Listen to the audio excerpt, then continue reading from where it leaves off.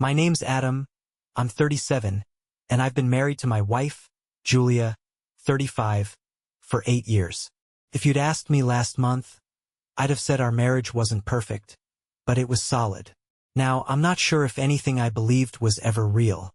This all started 2 weeks ago when my father passed away. It wasn't unexpected. He'd been battling cancer for years, but that didn't make it any easier. Losing him felt like the ground had been ripped out from under me. My older brother, Mark, 40, and I had to handle most of the funeral arrangements. Julia was by my side, saying all the right things and offering support. She held my hand, rubbed my back when I broke down, and told me she'd always be there for me. But looking back now, there were signs. Subtle things I didn't notice in the fog of grief. Julia was on her phone constantly, even during moments when it felt inappropriate, like during the funeral service itself. I remember catching her texting during the eulogy, her face glowing in the dim light of her phone. When I whispered for her to stop, she rolled her eyes and muttered, "It's just work." After the service, there was a gathering at my mom's house. Mark and Julia were unusually chummy, laughing at some inside joke I wasn't privy to. I chalked it up to nerves. Funerals are awkward, and everyone processes grief differently. But there was a moment when I walked into the kitchen and found the two of them standing close, their conversation abruptly stopping when they saw me. Julia gave me a quick, tight smile and asked if I needed a drink. I brushed it off, telling myself I was just being paranoid. Couldn't have been more wrong. After the funeral, life started to settle back into a new normal, or so I thought. I was grieving my dad, trying to support my mom, and juggling work. Julia seemed attentive enough, but I couldn't shake the uneasy feeling that something wasn't right. The first clue came a few days after the funeral. Julia had left her phone on the kitchen counter while she was in the shower. Normally, I wouldn't even think about looking through it, but a notification popped up, catching my eye. It was a text from Mark. "Mark, last night was perfect. Can't stop thinking about you." My stomach dropped. At first, I thought I'd misread it. Why would Mark, my own brother, send something like that to my wife? I clicked on the message thread, my hands shaking. The text painted a picture I wasn't ready for. "Mark, can't wait to see you again. You looked amazing yesterday. Julia, you're so bad, lol. But I miss you too. Mark, how about Friday? Adam's working late, right?" I couldn't believe what I was reading. My wife, the woman I'd trusted with my heart, was having some kind of relationship with my brother? My grief over my dad hadn't even fully hit me yet, and now I had this bombshell to deal with. I put the phone back exactly where I found it and sat at the kitchen table, my mind racing. Was this real? How long had this been going on? And why the hell would they do this to me? Especially now, of all times. When Julia came downstairs, she acted completely normal, like she hadn't just been exchanging flirty texts with my brother. "Hey babe," she said, pouring herself a cup of coffee. "What's on your mind?" I wanted to confront her right then and there, but I couldn't. I needed more information, so I forced a smile and said, "Nothing, just thinking about Dad." Her expression softened, and she came over to hug me.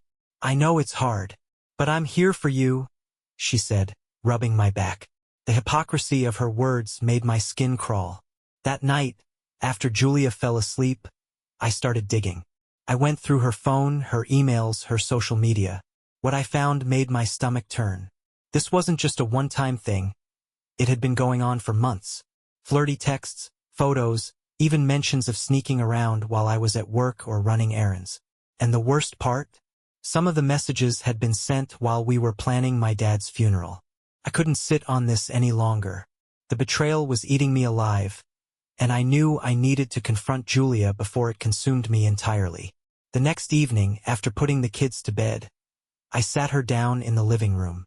"Julia," I began, trying to keep my voice steady, "we need to talk." She glanced up from her phone, her face immediately shifting to annoyance. "What now, Adam? I've had a long day." Her dismissive tone fueled my anger, but I stayed calm. "It's about you and Mark." Her eyes widened for a split second before narrowing defensively. "What are you talking about?" she snapped, crossing her arms. "I know. I said bluntly. I know about the texts. I know about the sneaking around. I know you've been cheating on me with my brother.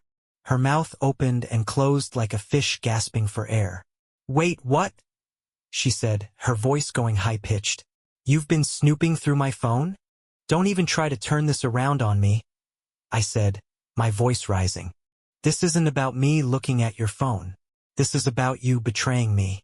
My dad just died, Julia, and you've been sneaking around with Mark, my own brother. Do you have any idea how disgusting that is? She stood up, pacing the room. Okay, fine, she said, throwing up her hands. You want the truth? Yes, something happened. But it's not what you think. It was a mistake, Adam. It didn't mean anything. A mistake. I spat, standing to face her. A mistake doesn't last for months. A mistake doesn't involve sneaking around during my dad's funeral. How long, Julia? How long has this been going on? She hesitated, biting her lip, and then mumbled, A few months. My stomach churned. Months? I repeated, my voice filled with disbelief. You've been sleeping with my brother for months, and you think calling it a mistake makes it better? How could you do this to me? To us? To our family? Her expression hardened, and she crossed her arms again. Well, maybe if you weren't so emotionally unavailable, I wouldn't have felt the need to look elsewhere, she said, her voice icy. Ist der Herr stunned? Are you seriously trying to blame me for this?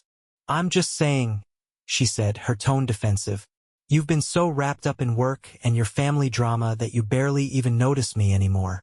Mark, he made me feel seen. I laughed bitterly, shaking my head. Seen? You're unbelievable. Instead of talking to me, instead of working on our marriage, you decided to destroy it. Her face crumpled, and she started crying. Adam, I'm sorry. I didn't mean for it to get this far. I love you, I really do. Please, let's fix this. Fix this, I said, my voice breaking. How am I supposed to fix this when I can't even look at you without feeling disgusted? You didn't just cheat, Julia. You destroyed everything. I couldn't take it anymore. I grabbed my keys and walked out the door, leaving her sobbing on the couch. I needed space, clarity, anything to get away from the chaos she'd created. I drove aimlessly that night, the streets blurring past as my mind raced. Every memory of Julia, our wedding, the birth of our kids, the quiet moments we'd shared, felt tainted now. I couldn't understand how someone I trusted so completely could betray me in such a cruel way. Eventually, I parked at a nearby lake and just sat there, staring at the water. The weight of everything hit me all at once. My dad's death, Julia's affair, the fact that my own brother had been part of it. The pain was overwhelming, and for the first time in years, I cried. When I got home hours later, the house was quiet. Julia was asleep or pretending to be, and I was grateful. I couldn't face her just yet. I went to the guest room, shut the door and tried to sleep, but my mind wouldn't stop replaying her excuses and lies. The next morning, Julia tried to act normal, making coffee and asking if I wanted breakfast. Her attempts at civility made my blood boil. I'm not hungry, I said curtly, grabbing my keys. Adam, please, she said, following me to the door. Can we just talk? I know I messed up, but I love you, and I want to make this right. I turned to face her, my anger barely contained. You think you can just apologize and make this go away? You slept with my brother, Julia. My brother. Do you have any idea what you've done? To me? To our family? Her eyes filled with tears, but I wasn't moved. I didn't mean to hurt you, she said, her voice trembling. I was confused, and Mark, he was there for me when you weren't. Stop blaming me, I snapped. This isn't about me not being there for you. This is about you making selfish, disgusting choices. And Mark, he's dead to me. The two of you deserve each other. I walked out before she could respond, slamming the door behind me. That day I called my mom. I didn't want to tell her what had happened. I didn't want to pile more pain on top of her grief, but I needed to know if she'd noticed anything between Julia and Mark. When I finally worked up the courage to ask, her response made my stomach drop. Now that you mention it, she said slowly. There were moments that seemed off, the way they'd laugh together or sneak off to talk alone. I thought I was imagining things, but her voice trailed off and I could hear the pain in it. Oh, Adam, I'm so sorry. I should have said something. It's not your fault, Mom, I said, though her words only confirmed what I already knew. Julia and Mark had been careless and I'd been blind. That evening, I sent Mark a text. We need to talk. Face to face. He replied almost immediately. Mark, fine. When and where? I chose a neutral location, a diner halfway between our houses. I didn't want Julia involved in this conversation, and I didn't want to risk losing my temper in front of the kids. Meeting Mark at the diner felt surreal. This was the man I'd shared a lifetime of memories with, my older brother, my supposed role model. Now, as he walked through the door, all I saw was betrayal. He spotted me at the corner booth and approached cautiously, his usual confident swagger replaced with unease. Hey, Adam, he said, sliding into the seat across from me. Don't hey me, I snapped, my voice low but sharp. We're not here for small talk. Mark sighed, running a hand through his hair. Look, I know you're pissed, and you have every right to be, but can we just talk like adults? Talk like adults? I said, incredulous. You slept with my wife, Mark. My wife, while I was grieving our dad, no less. So, no, I don't think we're going to have a calm, rational conversation. He looked down at the table, avoiding my glare. I screwed up. Okay? I know that. It wasn't supposed to happen. Then why did it? I demanded. Help me understand, Mark. How do you go from being my brother to being the guy who destroys my marriage? He hesitated, his jaw tightening. It wasn't planned, he said finally. After Dad got sick, Julia and I started talking more. About you, about life. I don't know. It just happened. I leaned forward, my fists clenched under the table. Don't give me that it just happened bullshit. You made a choice, Mark. Both of you did. So spare me the excuses and tell me the truth. How long has this been going on? 5 months, he admitted, his voice barely above a whisper. I sat back, the air knocked out of me. 5 months. Half a year of sneaking around, lying to my face, and pretending to care about me while he was sleeping with my wife. You're unbelievable, I said, shaking my head. Did you even feel guilty? Or was it all just a game to you? I felt guilty, he said, his voice cracking. Every time I looked at you, I felt like the worst person in the world. But I didn't know how to stop. You didn't know how to stop? I repeated, laughing bitterly. Here's a thought. Don't sleep with your brother's wife in the first place. Mark looked like he wanted to disappear into the booth, but I wasn't done. Do you love her? I asked bluntly. His eyes darted up to meet mine, and for a moment he looked genuinely scared. No, he said quickly. It wasn't about that. It was a mistake. A mistake, I said, my voice dripping with sarcasm. Funny how that word keeps coming up. You and Julia must have really rehearsed your excuses. Mark reached across the table, but I pulled back. Adam, I'm sorry, he said, his voice earnest. I know I don't deserve your forgiveness, but I want to make things right. You can't make this right, I said coldly. You've destroyed our family, Mark. I've lost my wife and my brother in the same damn week. So don't sit here and pretend like an apology fixes anything. I stood up, throwing a few bills on the table for the coffee I hadn't touched.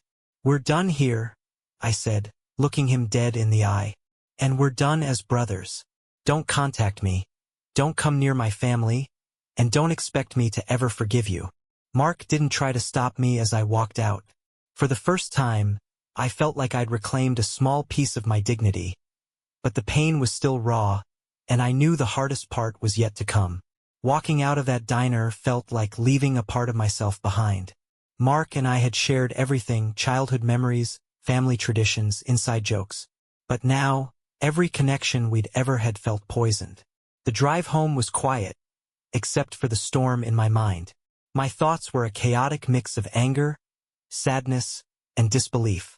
How could two of the people I trusted most betray me like this? How had I not seen it coming? When I got home, the house was dark. Julia was in the bedroom, the door closed. I went to the guest room, shutting the door behind me and collapsing onto the bed. The weight of everything hit me all at once. My dad's death, my marriage crumbling, and the severing of my relationship with Mark. I didn't sleep much that night. The betrayal replayed in my head on an endless loop. I thought about Julia's excuses, her deflection, and Mark's pathetic attempts at an apology. The pain was overwhelming, but so was the anger. The next morning, Julia tried to act like nothing had happened. She greeted me in the kitchen with a tentative smile, but I couldn't even look at her. "Adam, can we talk?" she asked, her voice soft. I turned to her, my expression cold. "There's nothing to talk about." Her face fell. "Adam, I know I hurt you, but we have to figure this out. We have a family. We can't just. You don't get to use our family as a shield." I snapped, cutting her off. "You weren't thinking about our family when you were sneaking around with Mark. You weren't thinking about me or the kids or anyone but yourself. So don't stand there and act like you care now."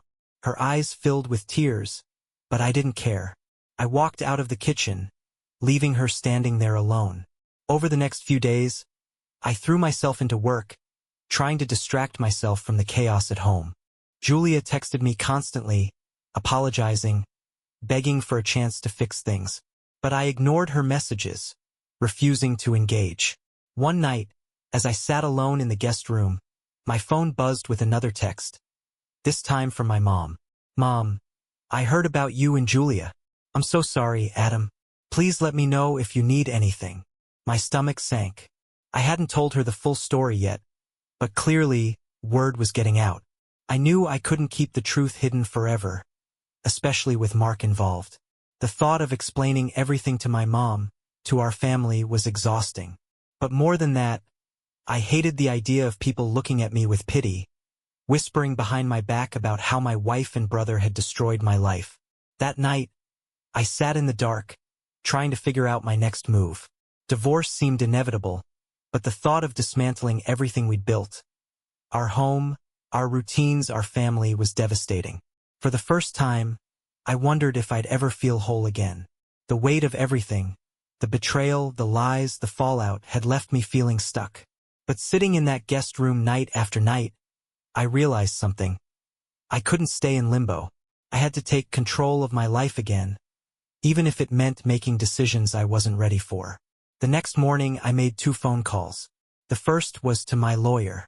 Divorce wasn't just a possibility anymore. It was the only way forward. I couldn't stay married to someone who had betrayed me so deeply, especially with my own brother. The second call was to my mom. She deserved to know the truth before it spread through whispers and half-truths. When she picked up, her voice was warm but tinged with concern. "Hi, Adam. How are you holding up?" I took a deep breath. "Not great, Mom. There's something I need to tell you. It's about Julia and Mark." The silence on the other end was deafening. Finally, she said, "What about Mark?" I told her everything. The texts, the affair, the confrontation. By the time I finished, her voice was shaking. "I can't believe this," she said. "How could he do this to you? To us?"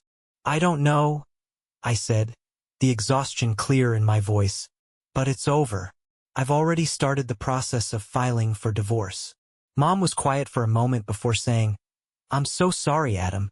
I wish I'd seen the signs, done something to stop this." "This isn't on you," I said firmly. "They made their choices. Now I have to make mine."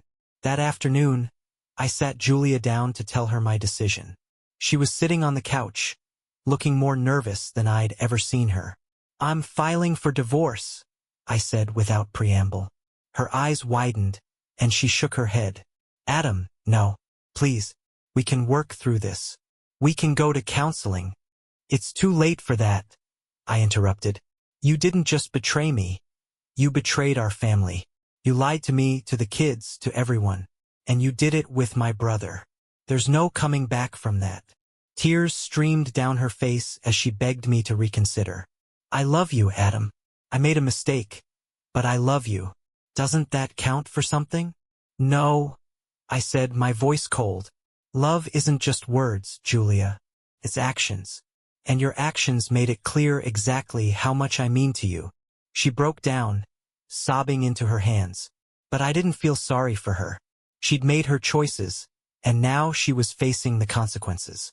As I walked away, I felt a strange sense of relief. For the first time in weeks, I knew exactly where I was headed, even if the road ahead wasn't easy. After telling Julia about the divorce, I wasted no time putting things into motion. The next few weeks were a whirlwind of legal paperwork, difficult conversations, and the slow, painful process of untangling our lives. Julia moved into the guest room while we sorted through our assets and figured out living arrangements.